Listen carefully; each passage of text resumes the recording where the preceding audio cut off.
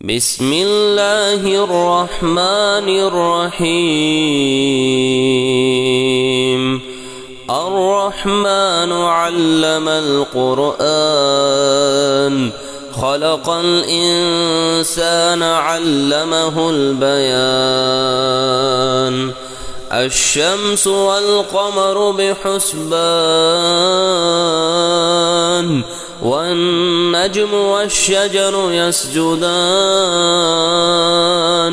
والسماء رفعها ووضع الميزان، ألا تطغوا في الميزان، وأقيموا الوزن بالقسط ولا تخسروا الميزان. والأرض وضعها للأنام، فيها فاكهة والنخل ذات الأكمام، والحب ذو العصف والريحان. فبأي آلاء ربكما تكذبان؟ خلق الإنسان من صلصال كالفخار، وخلق الجان من مارج من نار. فبأي آلاء ربكما تكذبان؟ رب المشرقين ورب المغربين. فبأي آلاء ربكما تكذبان؟ مرج البحرين يلتقيان، بينهما برزخ لا يبغيان. فبأي آلاء ربكما تكذبان؟ يخرج منهما اللؤلؤ والمرجان. فبأي آلاء ربكما تكذبان؟ وله الجوار المنشآت في البحر كالأعلام. فبأي آلاء ربكما تكذبان؟ كل من عليها فان، ويبقى وجه ربك ذو الجلال والإكرام. فبأي آلاء ربكما تكذبان؟ يسأله من في السماوات والأرض، كل يوم هو في شأن. فبأي آلاء ربكما تكذبان؟ سنفرغ لكم أيها الثقلان. فبأي آلاء ربكما تكذبان؟ يا معشر الجن والإنس إن استطعتم أن تنفذوا من أقطار السماوات والأرض فانفذوا، لا تنفذون إلا بسلطان. فبأي آلاء ربكما تكذبان؟ يرسل عليكما شواظ من نار ونحاس فلا تنتصران. فبأي آلاء ربكما تكذبان؟ فإذا انشقت السماء فكانت وردة كالدهان. فبأي آلاء ربكما تكذبان؟ فيومئذ لا يسأل عن ذنبه إنس ولا جان. فبأي آلاء ربكما تكذبان؟